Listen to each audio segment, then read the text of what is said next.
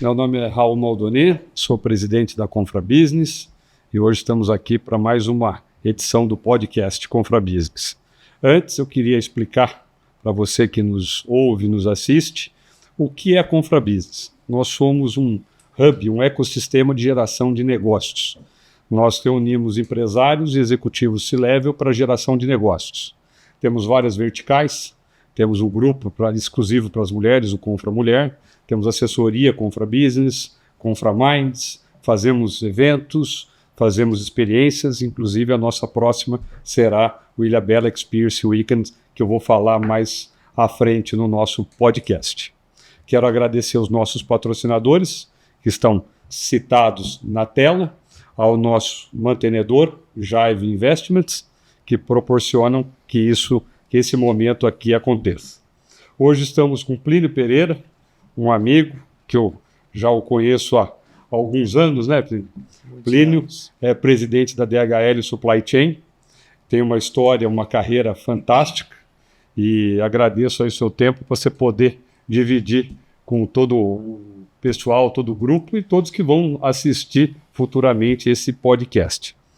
Plínio, você chegou à presidência da DHL aos 40 anos, ou seja, bastante jovem, mas eu sei que você teve alguns bons anos na própria DHL em outras funções, em outros desafios.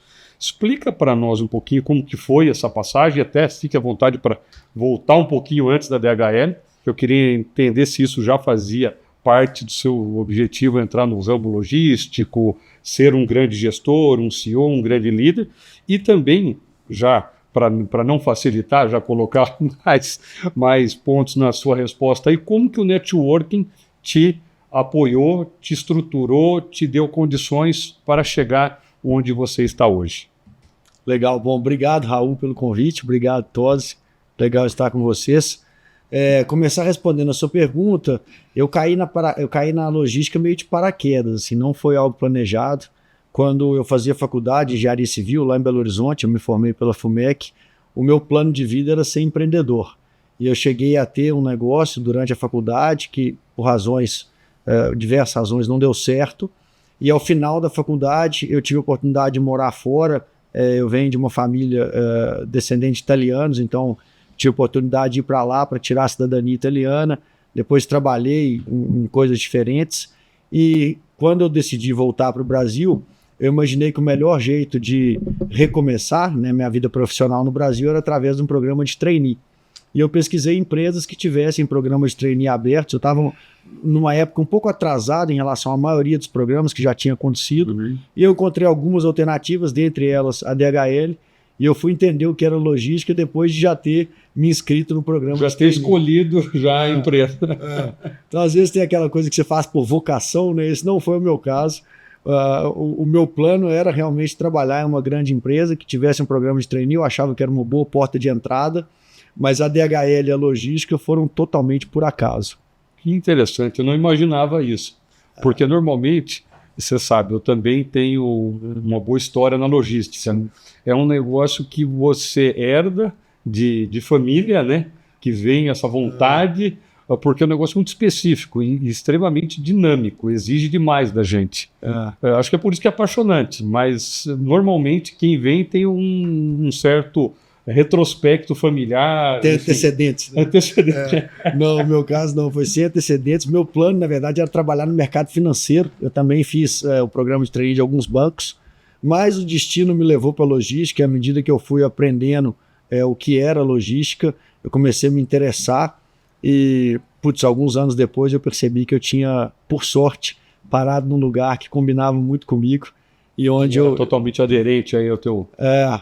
e onde eu me encontrei e pretendo seguir por muito tempo. Né? E respondendo a sua pergunta, eu entrei na DHL então, em 2007, depois de ter passado no programa de trainee.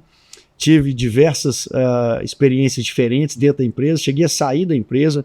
Em 2012 eu saí, eu fiquei 2 anos em outra empresa, depois voltei em 2015 e desde então, né, começando em 2007 com essa interrupção de 12 a 15 e agora até 24, eu tive diversas passagens, comecei na área financeira, depois eu fui para a área comercial, fui para transporte, voltei para a área comercial e, por fim, assumi uma cadeira de operações, como a gente chama os setores. Depois eu explico um pouco como a DHL está estruturada no Brasil, até que no final do ano de 22 eu fui convidado para assumir. Esse fui convidado é mais ou menos, né? Foi desafiado. Eu batalhei bastante para ter a oportunidade de assumir a função de presidente. Eu digo que eu não fui convidado porque ela não veio de bandeja. Não cai. Eu briguei, o que eu chamo de... Eu briguei a boa briga para assumir essa função. E desde então, né, desde janeiro do ano passado, estou agora completando 1 ano e meio nessa função. Realmente um pouco mais novo, talvez, do que a média, né, aos 40 anos, mas depois de já ter 15 anos de DHL, né, de 2007 a 2022, 15 anos de mercado logístico, 13 de DHL, 2 em outra empresa, acho que eu estava preparado, nunca estamos 100% preparados para um novo desafio, acho que eu estava já tinha as ferramentas que eu precisava para assumir essa função, e agora, 1 ano e meio depois, já estou me sentindo mais bem adaptado à cadeira. Mais confortável, é o que você falou, acho que não existe, a gente nunca está plenamente preparado, a gente tem que estar sempre 80% pronto, e os outros 20% a gente vai construindo ao longo da trajetória. Só faltou você comentar um pouquinho do networking. Como que você viu a importância do networking para essa sua conquista? Eu vou traduzir networking como relacionamento. Exato. Eu diria que o relacionamento é uma peça-chave da nossa vida pessoal e profissional. O relacionamento não me colocou na DHL. Eu entrei participando de um processo. Por méritos, etc. Vários outros jovens que entram todos os anos. Mas uma vez estando dentro da DHL, os relacionamentos que eu construí dentro da empresa, os relacionamentos que eu construí no mercado, certamente moldaram a minha carreira. Ainda mais numa empresa grande, você não faz nada sozinho. Tudo que a gente produz é trabalho de equipe, tudo que a gente conquista é uma conexão do que foi feito internamente, com uma aceitação de um determinado cliente, com um alinhamento com os nossos investidores, né, o time de fora que faz a gestão da empresa. Então esse é um jogo de time. E num jogo de time os relacionamentos são fundamentais. E eu acho que eles não são... Não é sozinho o suficiente, né? Não basta ter relacionamento, tem muita coisa além disso, tem que ter uma entrega de resultados, tem que ter uma postura condizente com os valores da empresa, exatamente. Fatores. Mas o relacionamento certamente é um dos ingredientes importantes para uma carreira bem-sucedida, assim como para a vida pessoal, né? Manter bons relacionamentos faz muita diferença na vida pessoal. Sem dúvida. Você falou bastante do programa de trainee da DHL, que é super reconhecido no mercado, né? Eu já fui cliente da DHL e sei do quão rígido né, da riqueza de processos que tem. Conta pra gente um pouquinho quais foram os desafios que você enfrentou dentro da DHL, de uma empresa desse tamanho, desse porte, de logística, que é um mercado super nervoso, né? Conta pra gente um pouquinho aí da sua experiência, se puder deixar também ali algum caso de sucesso que você teve, que você possa compartilhar. Legal, então vou responder as 3 coisas, falar dos trainees, desafios e um caso de sucesso. O programa de trainees é super bem estruturado, já existe há muitos anos. Nos últimos anos a gente contrata uma média de 30 pessoas, 30 jovens, homens e mulheres por ano. E esse produto, né, o programa de trainee, ele é um investimento com retorno de médio prazo, mas é um investimento que a gente acredita muito, né, desenvolver esses jovens talentos, dar oportunidade para eles entender como é que é a dinâmica de uma grande empresa, explorar suas fortalezas, trabalhar nos seus pontos de desenvolvimento. Eu não tenho dúvida que isso é o que nos permite crescer ao longo do tempo, né? Formar. Essa é uma das iniciativas, óbvio que a gente tem muitas outras fontes de talento, né? Pessoas que começam nas nossas operações, pessoas que vêm do mercado já numa posição mais sênior, mas essa composição de talentos com várias origens é o que nos viabiliza ter um crescimento forte, sustentável. Eu me lembro, Tosi, quando eu entrei na DHL em 2007, nós tínhamos 5 mil e poucos funcionários, né? Hoje nós temos mais de 20 mil. Então é um crescimento grande e a gente abriu ao longo do tempo, continua abrindo muitas posições de liderança, né? A gente precisa de uma boa base para ocupar as posições que foram e que continuam sendo abertas ao longo do tempo. Mas para a sua pergunta, desafios em logística, vocês dois conhecem bem isso, tem todos os dias, agora todos a gente está vivendo um bata desafio com o que está acontecendo no Rio Grande do Sul, a gente tem desafios de todas as naturezas, desafios comerciais, desafios operacionais, desafios de mercado, desafios regulatórios, tem todos que você puder imaginar. Mas para escolher um, vou falar de um que me marcou, que foi particularmente difícil para mim, que foi numa dessas minhas mudanças de carreira, e toda mudança implica em novos conhecimentos, em novos aprendizados. Eu assumi uma posição de líder de setor. A DHL ela se distribui, ela está dividida de acordo com os setores da economia. São basicamente 5 setores. Tem o setor automotivo, industrial e químico, tem o setor de tecnologia, onde estão as grandes empresas de tecnologia, o setor da indústria farmacêutica, que a gente chama de life science, o setor de varejo, né, grandes varejistas do mercado físico e varejo eletrônico, e-commerce, e tem um setor que a gente chama de bens de consumo, né, o setor das grandes indústrias que produzem o FMCG, né, os bens de consumo. Esse setor sempre foi um dos maiores para a DHL, um setor que existe Forte. Desde a nossa chegada no Brasil, né, com clientes globais, multinacionais. É um setor que é muito intenso em mão de obra, com operações muito grandes, né, se movimenta muito volume nesse setor. E em 2019, ao final de 2019, 31 de dezembro, eu fiz uma transição da área comercial para liderar o setor, minha primeira experiência à frente da operação em si, com toda a dinâmica de muitos clientes. Esse time de consumo tinha 4.000 funcionários, é um time grande, com operações espalhadas em todo o Brasil, e isso foi em 31 de dezembro. Eu assumi, na verdade, a partir de 1º de janeiro de 2020. Então, na minha cabeça, ao fazer essa transição, e eu substituí uma pessoa que tinha saído da empresa, então eu não tive um processo de transição bem estruturado, né, eu elaborei um plano lá de 6 meses, onde eu iria conhecer todas as operações, eu iria me aprofundar na parte técnica, que não era a minha especialidade. Então eu tinha um plano em mente. Eu me lembro de ter tirado 2 semanas de férias em janeiro, e ao voltar de férias, já ali no finalzinho do mês, eu comecei a colocar meu plano em prática. Só que em março de 2020 veio a Covid. Né? E para mim foi uma fase Virou muito um mundo difícil. de ponta cabeça. Virou um mundo de ponta cabeça. Eu tinha acabado de chegar, até então, até 2019, eu tinha responsabilidade pela área comercial. Na área comercial, somando o time de vendas com o time de projetos, time de solução de engenharia, nós estamos falando de 50, 60 pessoas né, com quem eu tinha gestão direta e trabalhava no dia a dia. Agora eu mudo para um time de 4.000 pessoas, com um conhecimento técnico que não era minha fortaleza, né, de lidar com operações de alto giro, que rodam 24/7, com uma demanda de projetos de melhoria, de automação, de ganho de eficiência, sistemas, enfim, toda uma dinâmica de negócio que eu tinha muito a aprender. Um mês depois da minha chegada, 1 mês e meio depois da minha chegada, o mundo vira de ponta cabeça. E eu me lembro, a cena que mais me marcou foram os primeiros dias, quando você ligava a televisão falava claramente, fica em casa. Isso, né? Literalmente, era a mensagem. Cara, eu pensava na minha responsabilidade individual, não só com a empresa, mas com a sociedade, porque o que nós fazemos na DHL, né, os operadores logísticos, a gente armazena e distribui os produtos que as pessoas consomem. Então, por exemplo, no setor de bens de consumo, a gente distribui uma boa parte dos produtos de limpeza que você compra no supermercado, os produtos de higiene pessoal, os produtos de cuidado com a pele, cuidado com a saúde. Então eu imaginava o seguinte, gente, se a gente parar, se a gente seguir a recomendação que está na televisão, o Brasil vai parar. O Brasil para junto. Nós temos, no setor da indústria farmacêutica, a título de exemplo, a gente tem um market share bem grande, nós abastecemos uma boa parte dos produtos que são vendidos nas farmácias. Então, no momento de crise, de pandemia, que as pessoas têm que tomar cuidado com saúde, você imagina se a gente para de simplesmente produtos de limpeza, suspende a operação. Então, ao invés de seguir o caminho que eu tinha planejado, naqueles 6 meses de integração, de conhecer a operação, o meu papel foi vestir, né, um calçado de segurança, um colete, e ir para as operações, mostrar para as pessoas a importância delas estarem lá. Do trabalho delas. O seu papel hoje é fundamental para manter o Brasil de pé. E amanhã você vai ter que tomar uma decisão de acordar cedo, colocar um uniforme e vir trabalhar, porque se você não tomar essa decisão, o Brasil vai parar. Quando a sua família precisar de um produto do supermercado, vai faltar esse produto.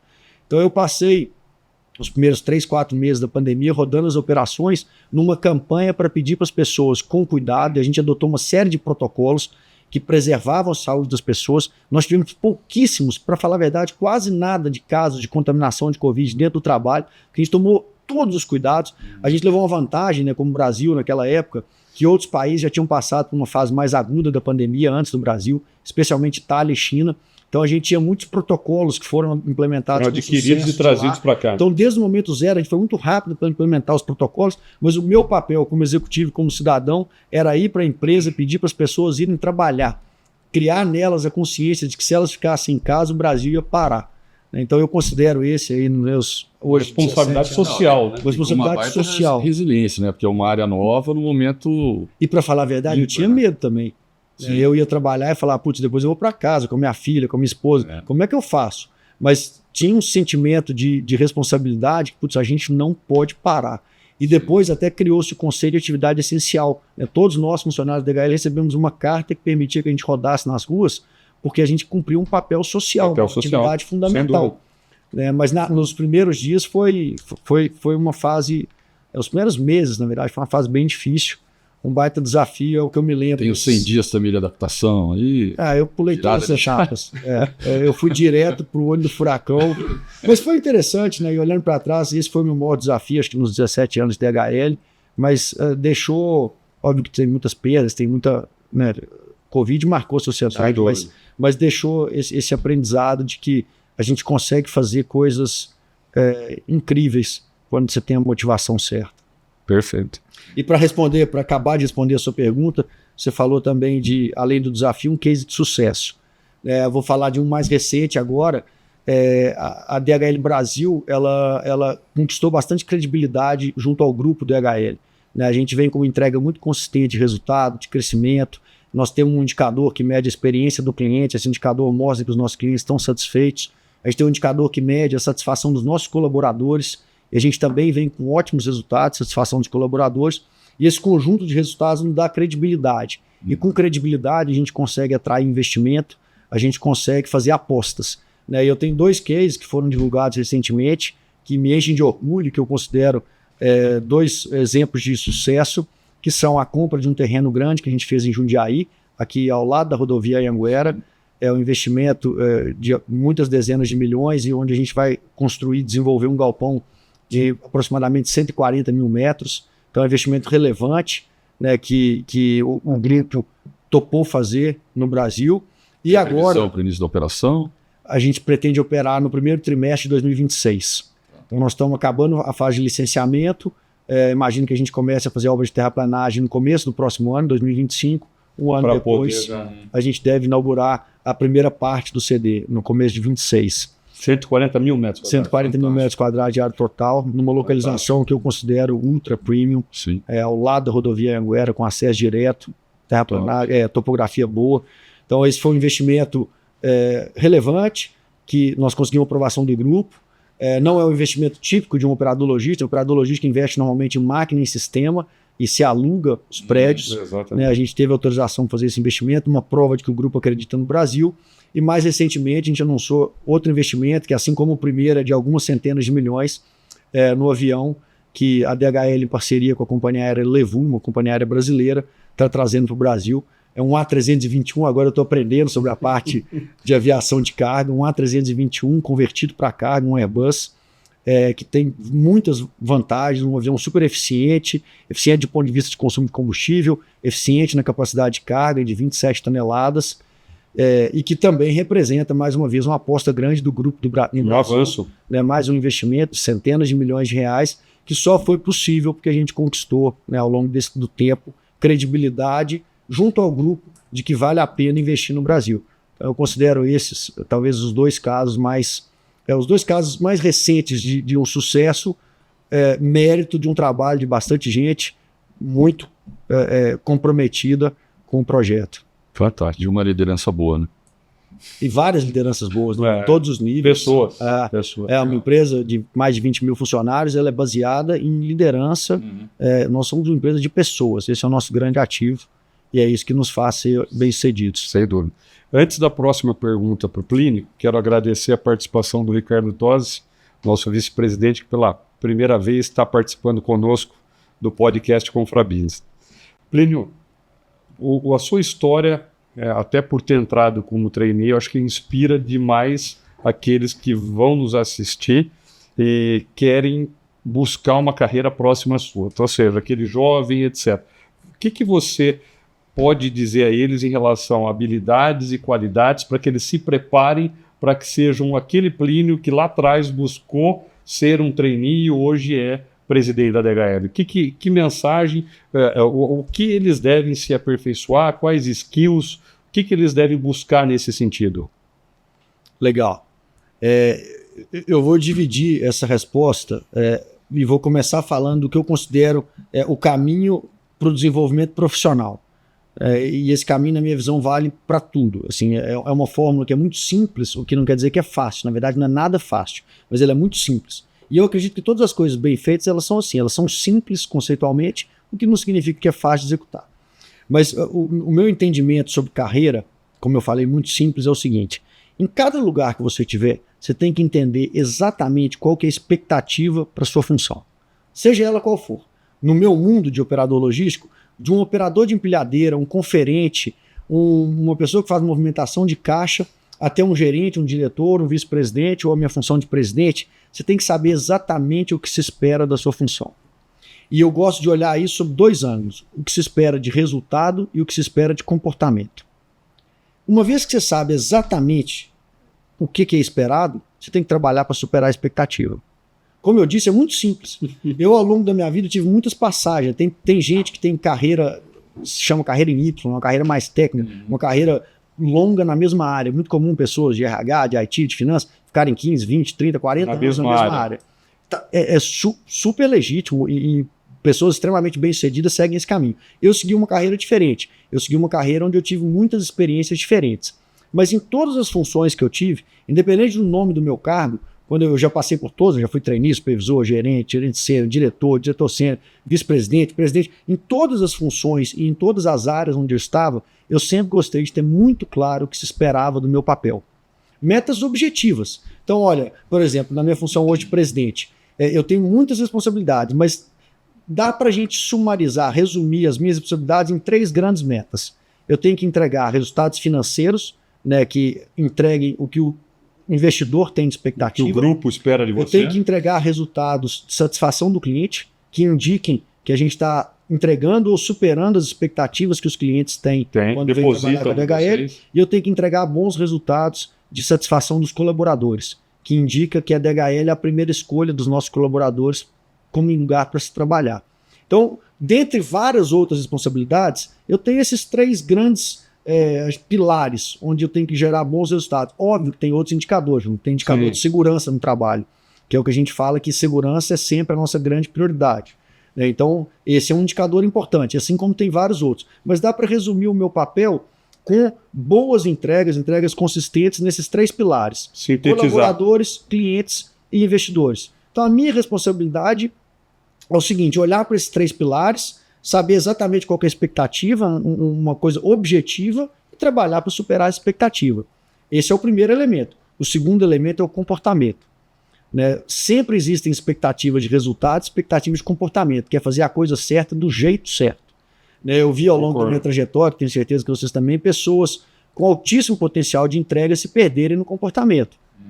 Se não tiver espírito de equipe, se não souber assumir responsabilidade pelos erros, dividir os méritos... É uma derrapada fatal. É voo de galinha, não vai longe.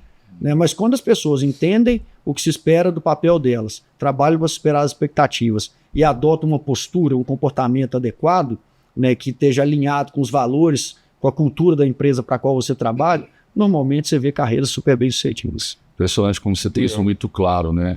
E ser presidente é uma decisão difícil, né? Você tem que tomar uma decisão, impacta inclusive na família, você tem uma agenda bem estressante, metas. Como que se lida para...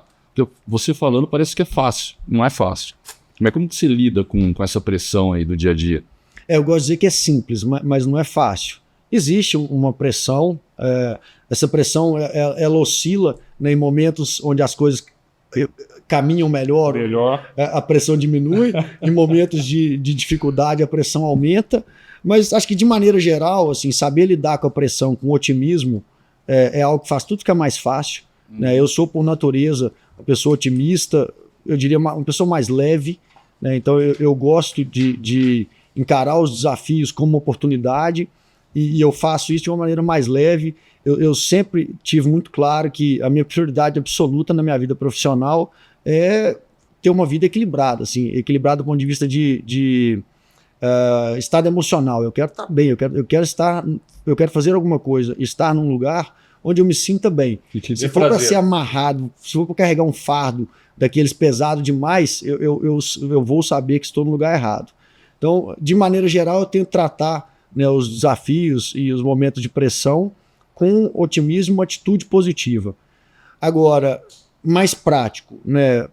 Quando vem a pressão, quando surge um fato novo que gera uma mudança nos planos, tem algumas coisas que eu acho que dão bons resultados. A primeira delas, que eu valorizo muito, é o senso de urgência.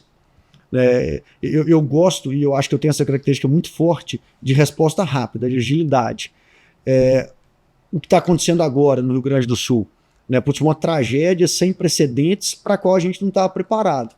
Esse é o tipo de exemplo, e tem outros, podia ser de outra natureza, podia não ser uma tragédia, podia ser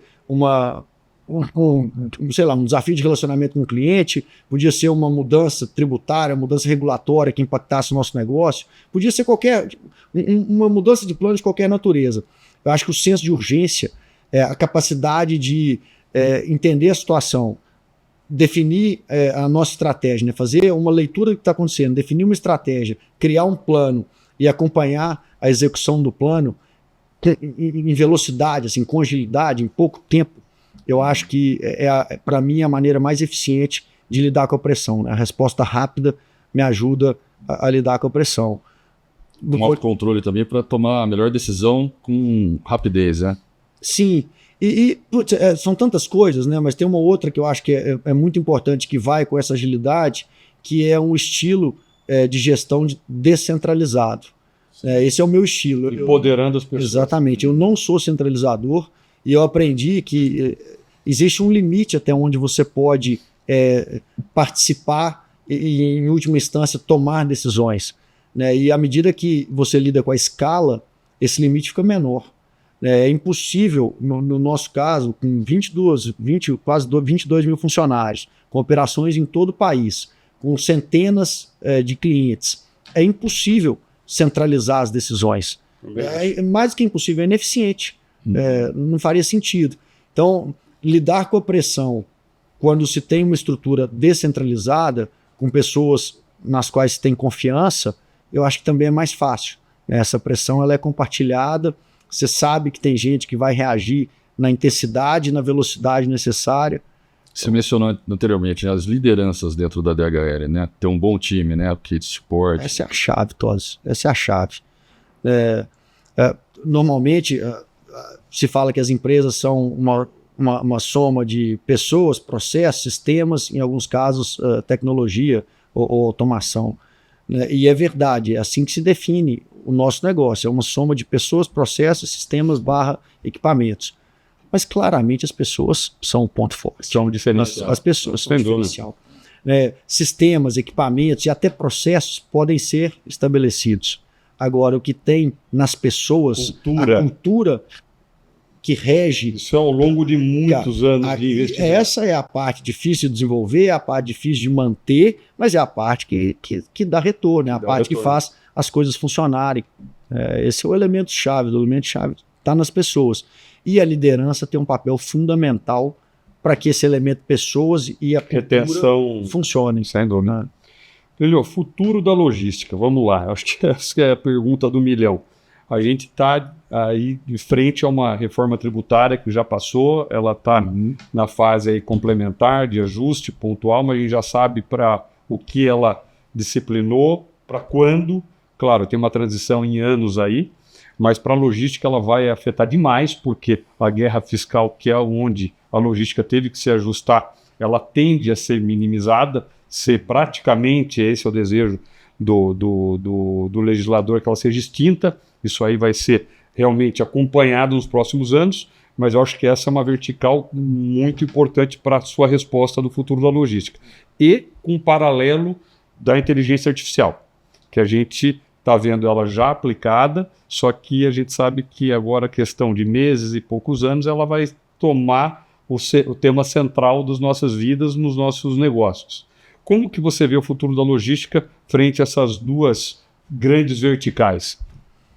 O futuro da logística, ele pode ser olhado sob o lado da tecnologia. Vamos falar um pouco disso, vamos falar de inteligência artificial. Mas eu vou te falar que a resposta que eu mais gosto para falar do futuro da logística é o futuro do protagonismo. O que tem acontecido, eu te contei, quando eu entrei na DHL em 2007, eu nem sabia o que era logística.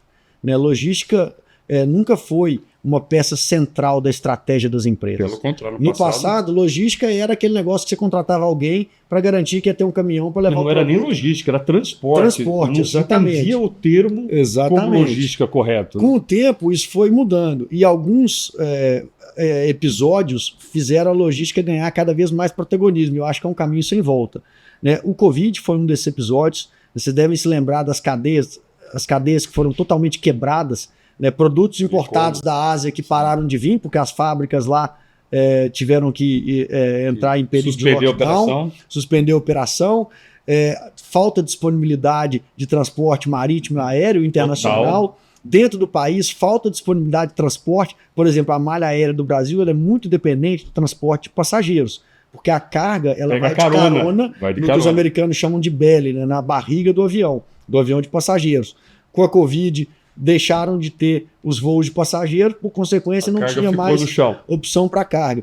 Então, acho que a Covid é um episódio que mostra a importância da cadeia logística e quão importante é ter uma cadeia logística resiliente, né, que é resiliente a crises. Esse é um episódio. O e-commerce, não é um episódio, mas é um outro fator, né, é uma outra mudança de hábitos que mostra escancaradamente a importância da logística. Imagina a diferença de você levar o produto para um ponto de consumo onde o consumidor vem buscar. Vai buscar. O seu carro leva para casa. Exatamente. Agora você tem que levar o produto para para milhões de endereços, né, com uma frequência totalmente aleatória. Né? Então isso muda totalmente e quem ganha protagonismo é a logística.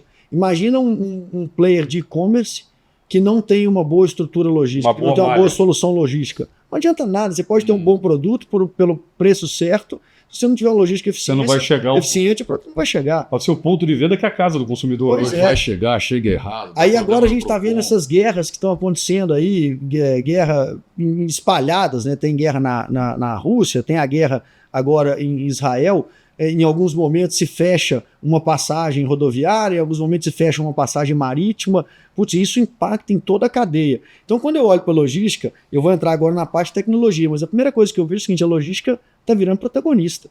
As empresas, quando vão agora traçar suas estratégias, posicionamento de mercado, branding, todo aquele negócio que a gente conhece, o elemento da logística é um elemento-chave.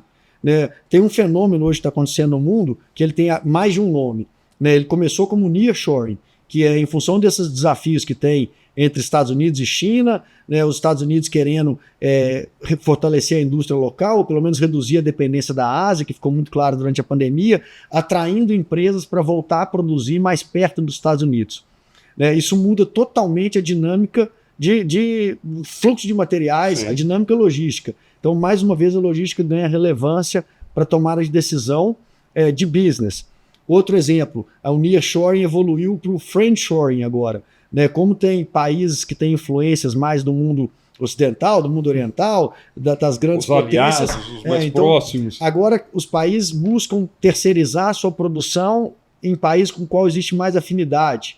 Né? Então é o friendshoring. Já prevendo problemas futuros como nós estamos vendo. Exatamente. Exatamente. Então tudo isso impacta os fluxos e a logística passa a ser um fator fundamental para a tomada de decisão.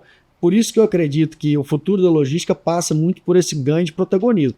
E aí depois vem a tecnologia, né, que afeta como é feita a logística. Então você falou da inteligência artificial, que tem diversas aplicações no nosso mundo, né, serve para, por exemplo, prever demanda, para dimensionar equipamentos, pode ser dimensionar uma frota de caminhão, dimensionar o tamanho de um CD, a própria inteligência artificial usada nos processos logísticos, na separação de carga, na definição de modais, enfim, tem muitas aplicações associadas à mecanização, né, automação de processos, então trabalhos repetitivos que antes eram feitos por pessoas, sendo feitos por máquinas, por robôs. Quer dizer, tem uma transformação em curso em como se opera a logística, que é acentuada agora com a chegada da inteligência artificial, que é difícil saber onde vai parar. Onde vai parar. É o que a gente céu sabe, é o limite, literalmente. Que vai continuar evoluindo e vai continuar fazendo com que as operações sejam cada vez mais eficientes. Legal. Outro importante que é sustentabilidade, impacto ambiental. Como é que vocês estão trabalhando com isso? Vocês têm carros elétricos, drone? Como vocês estão atuando para ajudar nesse segmento? Tudo vai acontecendo ao mesmo tempo, né? Essa agenda de sustentabilidade, o famoso ESG, também cada vez mais importante, cada vez mais levado a sério. Na DHL nós temos nosso compromisso há muitos anos, em 2019, se não me engano, a gente fez o compromisso de zerar todas as emissões até 2050. Isso é um compromisso super ambicioso para uma empresa que é a origem, né, que o nosso core business tem alto impacto ambiental, né, transportar produtos pelo modal rodoviário, emissão de gases, etc. Isso implica em emissão de carbono. A gente fez esse compromisso em 2050, a gente está evoluindo nessa jornada. Então hoje, por exemplo, os nossos armazéns já são 100% sustentáveis, a grande maioria deles. Como país, a gente é 100% sustentável do ponto de vista de armazenagem. Isso quer dizer que as nossas operações já têm sistemas de energia renovável, já tem modelos de reutilização de água, tem uma série os CDs estão preparados para ser neutro. Global? Padrão global, sim. Os mesmos requerimentos que a gente tem no mundo inteiro, a gente aplica no Brasil. Os nossos CDs são neutros na emissão de carbono. O grande desafio está em transporte.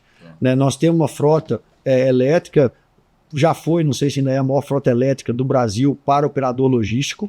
Né? Tem muitas empresas, indústrias que têm frotas maiores que a nossa, mas para operador logístico nós somos pioneiros. A gente já tem frota elétrica desde a Olimpíada do Rio, a gente já tinha os primeiros veículos elétricos.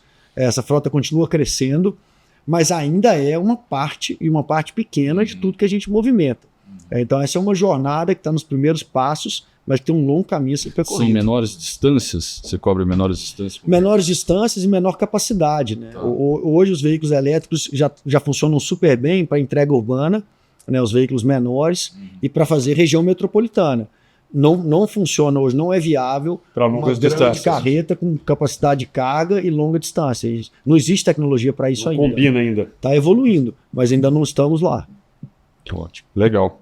O papo está excelente, mas como a gente tem muito conteúdo aqui, eu vou ter que sintetizar e vamos para a última pergunta da minha parte, depois o Ricardo Tosi faz a última dele também.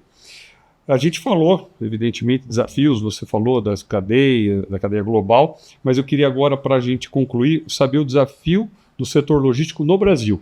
Você acabou comentando, sim, nas suas outras respostas, mas aí só para a gente fechar, qual que é o grande desafio logístico Brasil agora, 24, 25? O que você vê? Agora, para 24, 25, o que a gente está vivendo agora é o desafio do Rio Grande do Sul, se tivesse que falar do momento. Do momento. O que está acontecendo no Rio Grande do Sul tem um impacto óbvio, né? Ninguém consegue distribuir produtos, a população carece desses produtos. Sem dúvida. Mas, do ponto de vista logístico, o desafio começa à medida que a vida for retomada. Né? Agora, parece que está vivendo a crise, depois exatamente, o pós-crise que traz que vai ser mais sério ainda. Você imagina a quantidade de farmácias que não tem estoque, a quantidade de supermercados que não tem estoque, a quantidade de pessoas que precisam de novos produtos vão ter que chegar fogão, geladeira, micro-ondas. Então imagina, por exemplo, a gente tem um hub lá, uma filial de transporte, ele tem uma determinada capacidade que foi dimensionada para um volume normal de operação. Condição normal de temperatura e pressão. Imagina o que vai acontecer daqui a 15 dias, quando a água estiver definitivamente baixada. Assim como o estado tem que ser reconstruído, ele vai ter que ser ressuprido. Né? A gente vai ter que suprir esse estado com tudo que ele precisa. E isso vai ser um baita desafio, é um desafio que eu diria Brasil, não é um desafio só do Rio Grande do Sul. Como que a gente vai preparar toda uma estrutura para conseguir atender a demanda do Estado? Esse é os outros assuntos que são, acho que mais comuns, né? Desafio da logística, infraestrutura é um desafio. Né? Tem um tema específico que esse ano, a minha percepção é que está pior do que foi no passado, que é o tema de roubo de carga, né? A segurança nas estradas. Voltando força. Esse assunto nunca deixou de existir, né? Sem dúvida, mas ele oscila, né? Tranquilidade. Mas esse ano a incidência é alarmante, né? Um padrão alarmante o que a gente tem no Brasil. Isso é invisível para o consumidor, mas o consumidor paga esse preço. Paga esse preço. E paga de diversas maneiras. Ele paga o preço que está embutido no produto, porque já se sabe que uma parte vai ser roubada, já se sabe que tem um custo do seguro, então o consumidor paga o preço. Esse produto roubado, ele abastece o mercado negro, então existe o risco de se comprar e de se consumir produtos de origem duvidosa, que não foram acondicionados da maneira adequada, que não foram transportados da maneira adequada. Quer dizer, é um grande problema para a sociedade. E é um problema que está, em 2024 especificamente, está num nível alarmante. Essa é uma grande preocupação. O roubo de carga, eu tenho ouvido de outros empresários também, que ele voltou e voltou com força. Como você falou, nunca parou, mas ele oscila. E esse ano... Nós estamos numa fase ruim. Uma fase ruim. Você já falou anteriormente, mas vocês fizeram um anúncio importante que é o transporte de cargas aéreo, né? Quais são os benefícios a curto, médio e longo prazo aí que você consegue enxergar para as regiões aí, para Campinas, Recife, Belém, Manaus? A gente está enxergando. Putz, são muitos benefícios, Tosi. O Brasil é um país que tem o tamanho de um continente, né? O Brasil tem um tamanho equivalente, talvez maior do que uma boa parte da Europa, né? Com certeza da Europa ocidental. A frota de aviões cargueiros no Brasil, ela é infinitamente menor que a da Europa. Ela é ínfima. Nós estamos falando são menos de 2 dezenas de aviões cargueiros que estão no Brasil para fazer operação doméstica. Existem aviões que fazem o trecho internacional. Então tem voos, a própria DHL tem voos regulares dos Estados Unidos diários. Todos os dias tem voo vindo dos Estados Unidos, do Brasil, da Europa para o Brasil. Mas não no Mas doméstico. Avião cargueiro para fazer operação doméstica são pouquíssimos. E isso não é mais condizente com a realidade do país, por várias razões. Dentro de cada um dos setores, a demanda tem uma razão diferente, mas ela existe. Por exemplo, a indústria farmacêutica. Muitos produtos têm temperatura controlada, tem um prazo de validade mais curto, tem uma questão de demanda urgente em função de razões médicas. Então, é importante ter disponibilidade da malha aérea para atender a pacientes, consumidores espalhados por todo o Brasil e que precisam de atendimento tão rápido quanto quem está no Sudeste. Então, esse é o exemplo da indústria farmacêutica. Para a indústria de tecnologia, tem uma questão, por exemplo, do produto de altíssimo valor agregado que é difícil de transportar para o modal rodoviário por uma questão de segurança e por uma questão de estoque. Né? Você ter esse estoque viajando 10 dias num caminhão custa muito caro. Né? Você precisa vender hoje e entregar para o seu cliente amanhã, né? Para o dinheiro circular. Tem a indústria automotiva que precisa da disponibilidade de transporte aéreo para abastecer suas plantas, para eventualmente evitar uma parada de linha, para servir como peça de reposição para um consumidor que tem um carro, por exemplo, parado em alguma oficina que não tem a peça. Então, o transporte aéreo ele é uma parte fundamental de uma malha logística. Né? O rodoviário sempre vai levar a maior parte do volume, mas o aéreo é uma peça fundamental. E o que a gente constatou é que existe uma carência grande de disponibilidade de transporte aéreo no Brasil, porque a gente tem uma malha aérea que é 100% dependente de transporte passageiro. Então, com essa decisão de investimento, a gente espera dar o primeiro passo para suprir essa demanda, né, para aumentar a disponibilidade de transporte aéreo com qualidade, com frequência, com capacidade, né, por ser um avião cargueiro que vai ser usado só para isso. E o plano é que seja essa aeronave que chegou agora, seja a primeira de outras 3, né, para totalizar 4, que já devem vir nos próximos meses, até o final do ano que vem. E quem sabe no futuro a gente enxerga espaço para ampliar essa frota. Qual segmento você está começando? Os 3 principais são esses que eu te falei. Indústria farmacêutica, tecnologia e indústria automotiva. Excelente. Fantástico, Lino. Obrigado. Acho que conteúdo que a gente tinha aqui para mais umas 2, 3 horas. Repertório, sem dúvida. Mas muito obrigado aí pela tua participação, ter aceitado o convite. Tenho certeza que quem vai nos assistir vai ficar bem empolgado com o tema. Então, eu te agradeço o Ricardo Tosi, que, como eu falei, participou conosco aí pela primeira vez. E para você que nos assiste, eu quero comentar rapidamente os nossos 3 próximos eventos que serão experiências bem interessantes. Nós teremos o Ilhabela Experience Weekend, de 19 a 21 de julho. 50 empresários executivos C-Level vão passar de sexta a domingo juntos no kick-off da Semana Internacional de Vela em Ilhabela. Então esse é um evento que a gente está na 2ª edição. Foi fantástico 2023 e vai ser ainda melhor o 2024. Vamos ter no dia 10 de agosto, a Confra faz seu 7º ano de aniversário. Parece que foi ontem, né? Mas enfim, faremos 7 anos aí de vida, de aniversário, e será uma festa para os membros e também para as pessoas das suas empresas, aí os seus convidados, 10/8. E entre setembro e outubro, nós teremos mais uma experiência do grupo para Mendoza. Então, quem está nos assistindo aí tem bastante oportunidade de estar com a gente no futuro. E para concluir, eu queria agradecer ao que eu já havia citado no início, aos nossos patrocinadores, Jader Almeida, Campinas, a Lifetime Investimentos, Hospital Veracruz, GHBP Advogados, PwC e Plaenge. Além da Jaive Investments, que é a nossa mantenedora, a Dali e a GM7 por ceder o estúdio para nós através do seu CEO, Giovanni Madaloni.